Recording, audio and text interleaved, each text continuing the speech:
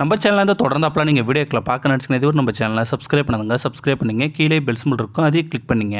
சரி, வாங்க நம்ம வீடியோக்குள்ளே போகலாம். வணக்கம் நண்பர்களே.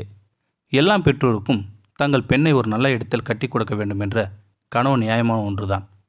அவளுடைய பெற்றோரும் அப்படித்தான் மாப்பிள்ளை பார்க்க தொடங்கினர். படித்த மாப்பிள்ளை, கை நிறைய சம்பாதிக்கும் ஒருவன். இருவரையும் பிடித்து போனது. உடனே நிச்சயம் செய்துவிட்டனர்.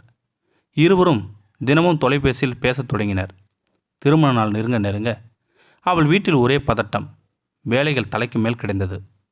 இவரது வீட்டிலும் வேலைகள் துரிதமாக நடந்து கொண்டிருந்தது. நாளை திருமண நாள். அவளுக்கு மனது என்னவோ போல் இருந்தது. வீட்டை ஒரு முறை சுற்றி பார்க்க வேண்டும் போல இருந்தது அந்த பெண்ணிற்கு.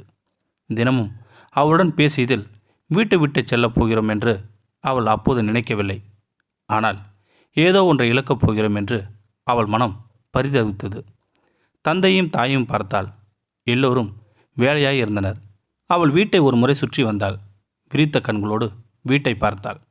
கண்கள் சுருங்கி பின்னர் ஓரத்தில் நீர் துளி சொட்டியது. அங்கே தங்கை தனது புது துணி பரவசத்தில் அக்கா என ஓடி வந்தாள். அவளை பார்த்ததும் என்னாச்சிக்கா என்றாள் அந்த பெண்மணி. பூ வாங்கினால் கூட சரிசமமாக வெட்டச் சொல்லி சண்டை போடும் நான் இனி யாருடன் சண்டை போடுவேன்? இந்த சின்ன சின்ன மகிழ்ச்சிகளை கொடுத்துவிட்டு நான் செல்லப் போகிறேனே. என் விழியோரம் மடிந்த நீரை துடைத்து கொண்டே எண்ணினாள். அடிப்படியில் பால் கொதிக்கிறது, நீ எங்கே போன என்று அவளை திட்டினாள். அவளை பெற்றவள், அவளை வளர்த்தவள். அம்மாவை அடிக்கடி திட்டுவதும் பின்னர் கட்டி அணைப்பதும் இனி கிடைக்குமா? அப்பா யாருடனோ தொலைபேசியில் பேசி கொண்டிருந்தார். அவள் பக்கத்தில் சென்று அமர்ந்தேன். அப்பா பேசிக்கொண்டே அவளை பார்த்து, அம்மாவை கொஞ்சம் கூப்பிடுமா என்றார். நீ எது கேட்டாலும் வாங்கி தருவேன், நீ என் செல்லமடா என்று அன்பை கொட்டும் அப்பாவின் அன்பை இனி நான் எங்கே தேடுவேன்? எச்சிலியும் சோகத்தையும் தொண்டையில் விழுங்கிவிட்டு அம்மாவை அழைத்துவிட்டு வெளியில் உள்ள மாடிப்படியில் உட்கார்ந்திருந்தாள்.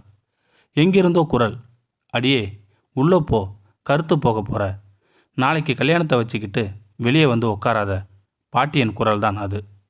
எப்போதும் எதையாவது சொல்லிக்கொண்டே இருக்கும் பாட்டியின் பேச்சை கேட்காமல் முறைப்பாள். ஆனால் இப்போது முறைக்க தோணவில்லை. முகம் அப்படியே அழுவது போல் பொங்கியது. என்னடையாச்சு என் ராசாத்திக்கு? பாட்டி அருகில் வந்து கேட்டவுடன் அதற்கு மேல் முடியவில்லை. வீட்டுக்குள் ஓடி சென்று கத்தி எழுதிவிட்டேன் நான். எல்லோரும் பயந்து கொண்டு ஓடி வந்தனர். அவள் அம்மாவிடம், அம்மா, நான் இங்கேயே இருந்து விடுகிறேன். உங்களை விட்டு நான் எப்படி செல்வேன்? அங்கே எப்படி இருக்குமோ எனக்கு பயமாக இருக்கிறது என்று அழுதாள் அந்த பெண்மணி. உடனே அப்பாவின் மனம் அழுதது. அம்மா சமாதானம் செய்தாள். அப்பா அவ்வளவு நெருக்கம் இல்லாமல் இருந்தாலும் அப்பாவிற்கும் மகளுக்கும் உள்ள பாசம் வார்த்தைகளால் வர்ணிக்க முடியாது. தங்கை குலுங்கி குலுங்கி அழுதாள். அழாதக்கா, மாமா உன்னை நல்லா பார்த்துப்பாருக்கா என வெகுளி பேச்சில் சமாதானம் செய்தாள்.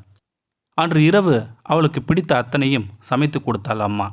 ஆனால் அவள் மனம் புண்பட்டு போயிருந்தாள். நாளை திருமணம். போகு இடம் சொர்க்கமோ இல்லையோ என்றெல்லாம் தெரியாது. ஆனால் வாழ்ந்த ஒரு சொர்க்கத்தை விட்டு மட்டும் அவள் செல்லப்போகிறாள் என்பது தெரிந்தது. ஆணின் திருமணம் என்பது ஆண்கள் வாழ்வில் நடந்த ஒரு நிகழ்வு. ஆனால் ஒவ்வொரு பெண்ணின் வாழ்விலும் அது மாற்றம். அவள் வாழ்ந்த வீட்டிலிருந்து வேரோடு பிடுங்கி எடுத்து மற்றொரு இடத்தில் நட்டு வைப்பதுதான் பெண்ணின் திருமணம். நேசியுங்கள் பெண்களை. இந்த வீடியோ உங்களுக்கு பிடிச்சிருந்தா கமெண்ட் பாக்ஸில் கமெண்ட் பண்ணுங்கள். கூட உங்கள் ஃப்ரெண்ட்ஸுக்கு ஷேர் பண்ணுங்கள். இதுவரை நம்ம சேனலை சப்ஸ்கிரைப் பண்ணாதங்க சப்ஸ்கிரைப் பண்ணிங்க. கீழே பெல் சிம்பிள் இருக்கும், அதையும் கிளிக் பண்ணிங்க. தேங்க்யூ ஃபார் வாட்சிங்.